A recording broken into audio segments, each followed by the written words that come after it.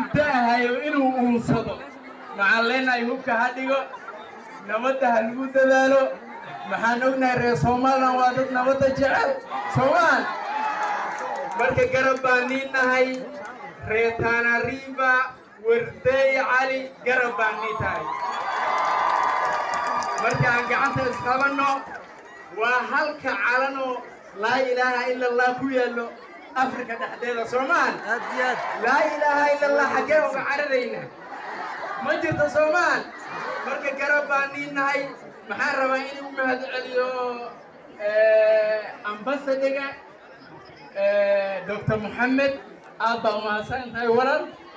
wadanka hor loo wado garab baan niinahay aan wada socon